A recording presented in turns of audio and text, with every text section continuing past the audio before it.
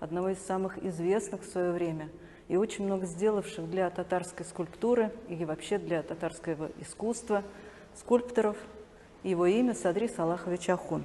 Здесь на слайде представляю вам самую известную, наверное, его работу, и, конечно, уже по ней сразу вы должны понять, о ком пойдет речь. Садри Салахович Ахун как раз автор вот этой композиции. Она называется «Владыкой мира будет труд». Была создана в 1934 году, приурочена к 15-летию со дня образования Татарской Республики. И вот как раз фотография Садри Салаховича времен его работы и жизни в Казани. Садри Салахович Ахун родился в 1903 году, 16 марта. Его родители происходят из деревни Метыски, Большие Метыски. Сейчас это Тюличинский район.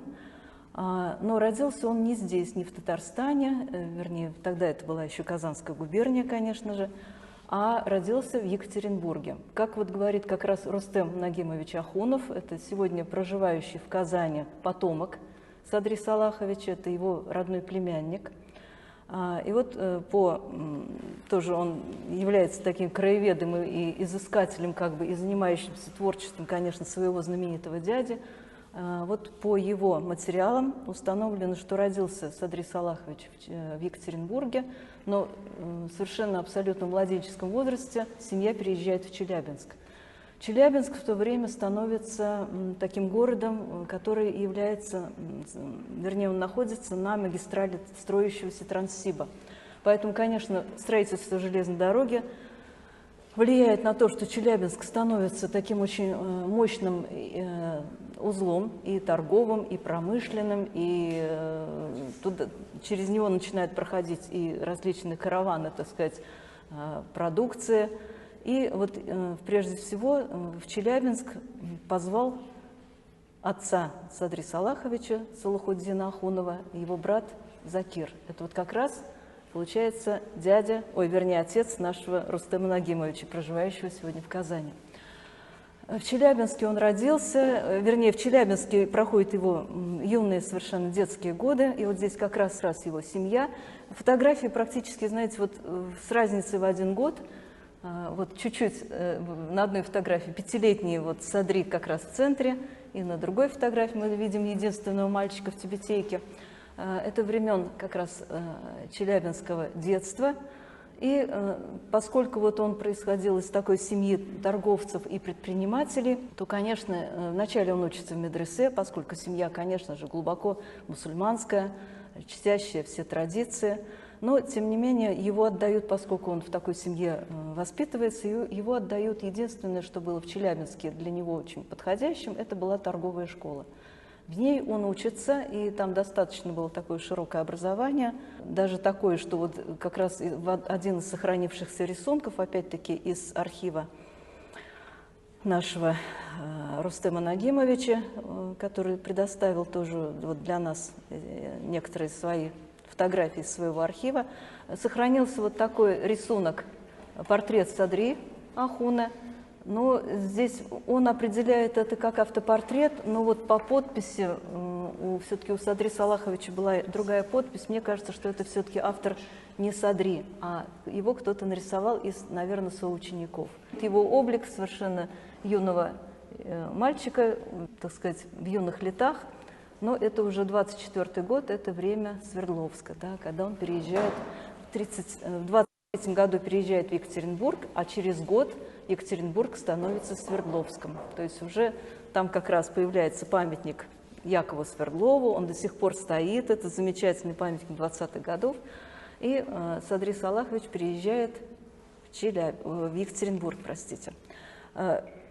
Вообще, сначала, если мы скажем о его жизни кратко в Челябинске, то вот учась в торговой школе, ее закончив, он становится, там действительно идет работать по этой торговой части, но его великолепные задатки к рисованию, способность к рисованию привела его и в челябинские художественные мастерские, где он наряду с тамошними учениками тоже участвовал в плане монументальной пропаганды, которая тогда объявлена в 18 году, была объявлена по всей стране. Он пишет плакаты, украшает город различными транспарантами. Собственно, все это происходило в любом городе тогдашней молодой России, в том числе и в Казани. такие же процессы происходили. В 23 году, переехав в Екатеринбург, вернее, уже в Свердловск с 24 года, он сразу же поступает в Свердловский техникум, Свердловский художественно-промышленный техникум. Очень немного известно о его годах в техникуме, но вот когда мы в 2013 году провели, вот заодно вам покажу, да, вот такой сборник научных докладов, провели специализированную конференцию, которая была посвящена 110-летию Садри Ахуна. Инициатором выступил наш музей. Мы пригласили специалистов из Екатеринбурга, и есть там такой замечательный ученый Евгений Алексеев, который поделился с нами и не только своими вот замечательными фотографиями, которые он нашел в Свердловском областном архиве. Он занимался и до сих пор занимается вот как раз Свердловским художественным училищем, которые тоже были мастерскими в свое время, в 20-е годы. И, конечно, имя Садри Ахуна, оно достаточно известно для искусства 20-х годов, в истории вот как раз художественно-промышленной школы. Там Садри Ахун изучает камнерезное дело. Ну, уральские, мы знаем сказки Бажова, да, «Хозяйка Медной горы», конечно, уральские самоцветы, это вообще уральские камнерезы, они известны еще там с демидовских времен, со времен Екатерины. И мы знаем все, бывая в Эрмитаже, вот эти великолепные вазы, которые там стоят, малахитовые, яшмовые, это все как раз сделано вот уральскими камнерезами. Вот эту замечательную работу, вот этому, вернее, замечательному ремеслу учится там Садри Ахун. И вот тоже, заодно уж тоже с вами сразу показываю, единственная монография о Садри Ахуне 1945 года, прижизненная, казанская, была написана Владимиром Бреннертом, это эвакуированный московский искусствовед, который в эвакуации жил в Казани. И вот по заказу Наркомпроса и Союза художников Татарии о самом главном художнике того времени, здесь у нас в Татарии это был Садри Ахун, выпускается вот такая специальная книжка. И вот здесь тоже даются, так сказать, вот эти, как раз рассказываются, вернее, автор говорит о том, что вот уральское, то есть его камнерезное искусство, то, чему он научился, дальше, конечно, очень сильно ему помогло уже в учебе в скульптуре. И да, известно, что в 25 году была Всемирная выставка в Париже, да, тогда молодая советская Россия впервые представляла свои, так сказать, свое художественное наследие и то, чем она занимается на тот момент в современном своем искусстве. И вот как раз произведения, сделанные Садри Ахуном, участвовали вот в этой Всемирной выставке в Париже, и он даже завоевал одну из каких-то призовых мест, или практически или золотую, или серебряную медаль. Тем не менее, вот современный вид вот этой художественно-промышленной школы, спасибо Евгению Алексееву, когда я была в Екатеринбурге, он меня прям провел по ахуновским местам, скажем так. Мы вот прошлись, и вот сфотографировала я вот это училище, которое теперь занимает теперь уже в другом здании находится. И вот сохранилась, опять-таки, спасибо Евгению Алексееву, одна из первых его, 23-го года, первый курс вот, работ, как студенты работали над конструкцией головы. То есть это не некий авангардизм, это абсолютно такой нормальный академический учебный процесс.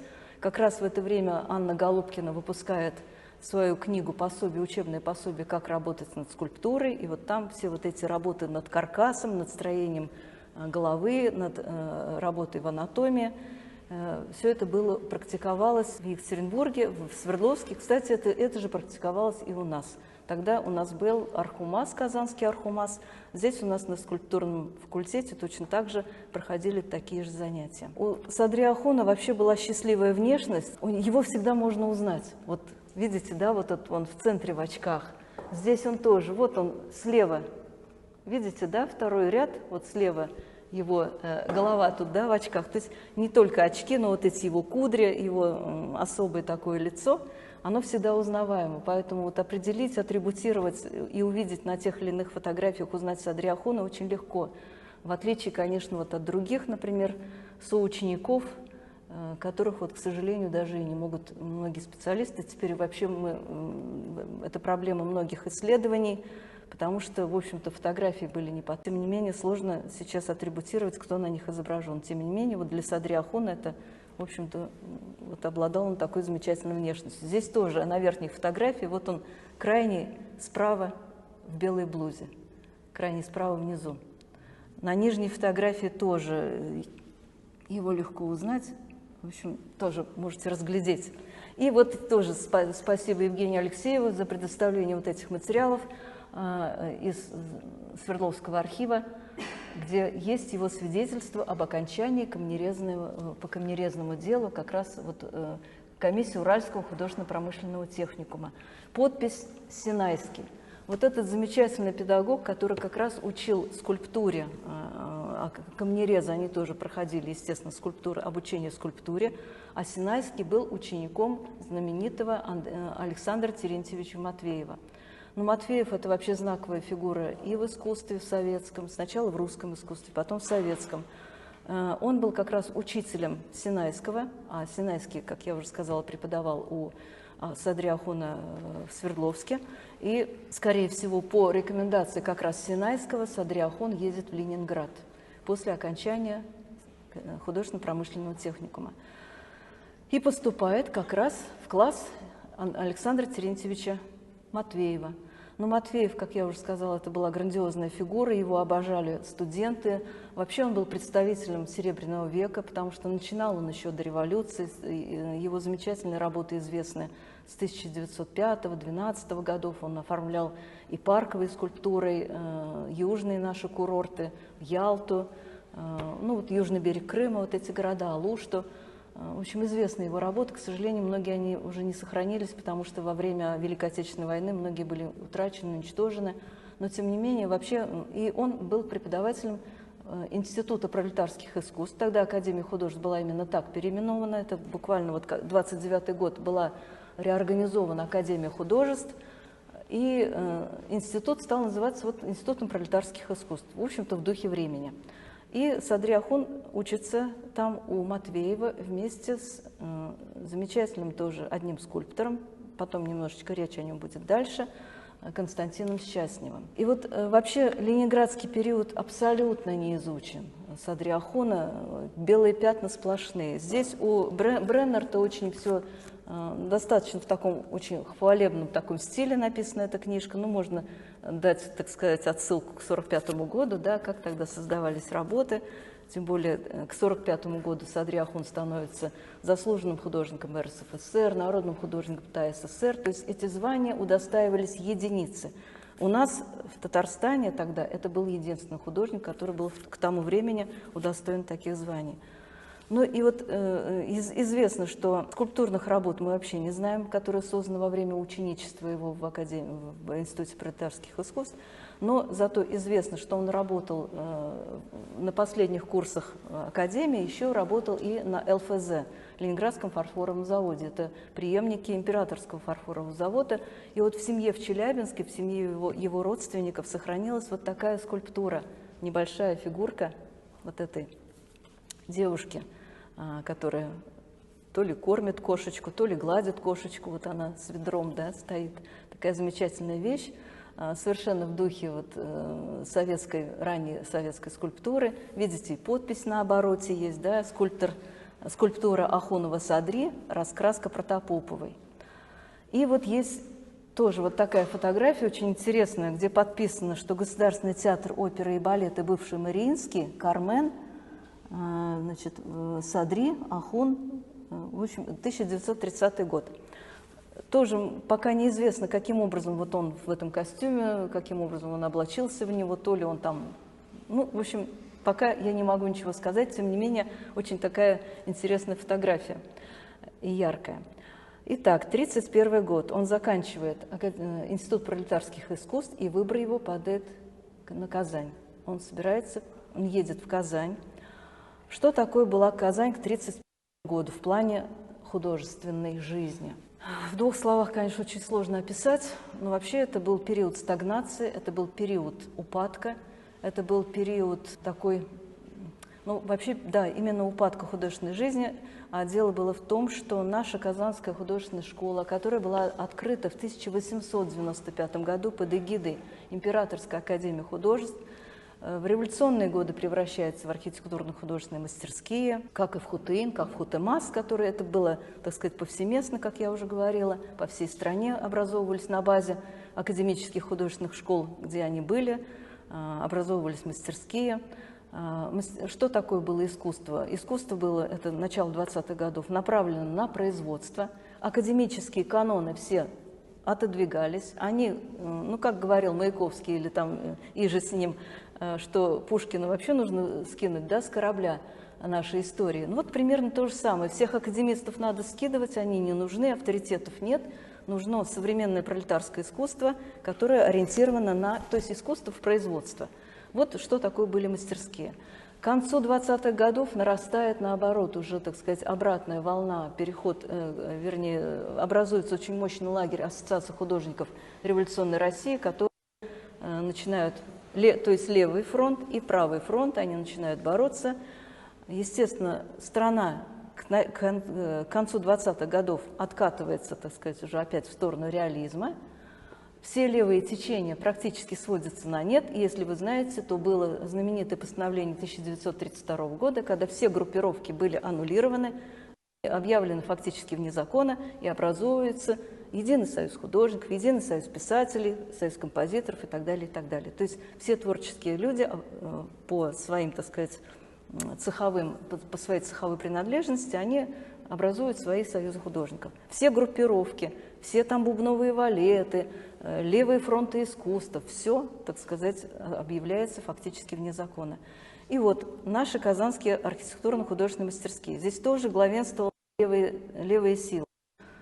Хотя реалисты, художники тоже присутствовали, они преподавали, но тем не менее начинается массовый отъезд художников из-за невыносимой обстановки, потому что это постоянная грызня, это постоянное выяснение отношений, это бесконечное, значит, все это сказывалось на учебном процессе. Ученики, студенты тоже делились на кто-то с правыми, кто-то с левыми. В общем, короче, ситуация была очень тяжелая. В итоге все-таки власти приходят к тому, что Архумас перестает действовать, Архумас уже превращается в институт, то есть это уже высшее художественное образование. Я говорю про Казань, да, сейчас. То же самое примерно происходило во многих других городах. И массовый отъезд художников, ну, начиная с Николая Ивановича Фешина, который в 23 году покидает Казань, вроде бы уезжает как бы временно, вот эту, так сказать, всю эту перетурбацию, так сказать, пережить. В Америке у него большие были связи в то время, потому что он выставлял активно, его активно покупали коллекционеры американские, и ему предоставили просто все документы, визы, в общем, помогли. Уезжает массово, уезжает Беньков, уезжает Чеботарев и Платунова. В общем, практически Казань оголяется. Остаются, ну, художники, конечно, остаются здесь, но это без каких-то лидерских, так сказать, вот, без лидеров они довольно слабо себя в то время проявляли. И вот на такую почву, я просто для этого описывала вам, чтобы понять, куда приехал Садри Ахун. Да, скульптурное отделение, которое существовало и в Казанской художественной школе, и в Архумасе, и в Казанском художественном институте, аннулировано. Институт становится техникумом. Более того, художников сливают с артистами, то есть художественно-театральный техникум. Естественно, кто в лес, кто по дрова, очень сложно преподавать, и, в общем, образование становится достаточно слабым вот в этом художественном техникуме, пока не приехал в 26 году Баки Урманче, который пытается поднять это образование, пытается привлечь татарскую молодежь. Ну вот они, кстати, с Баки Урманче не пересеклись, Садри Ахун. В 29 году Урманче покидает, вернее, его репрессируют, он попадает на Соловки, в 31-м приезжает Садри Ахун. Его карьера великолепно здесь складывается. Он сразу, конечно, становится преподавателем Казанского художественного училища, но поскольку скульптурного отделения уже не было, скульптуры не было, но лепка-то преподавалась как предмет, потому что, в принципе, художники, они должны трехмерные тоже вещи создавать. Это в любой художественной школе всегда есть лепка, поэтому лепку, рисунок, это все, конечно, вел Садри Ахун. Конечно, выделяется он сразу, ну, во-первых, профессионал великолепный, да, и камнерез, и скульптор, школа Матвеева. И, конечно, ему сразу поручаются правительственные заказы. Он начинает работать вот над скульптурными группами, над композициями, над станковыми работами. И вот я уже вам упоминала о его сокурснике Константине Счастневе.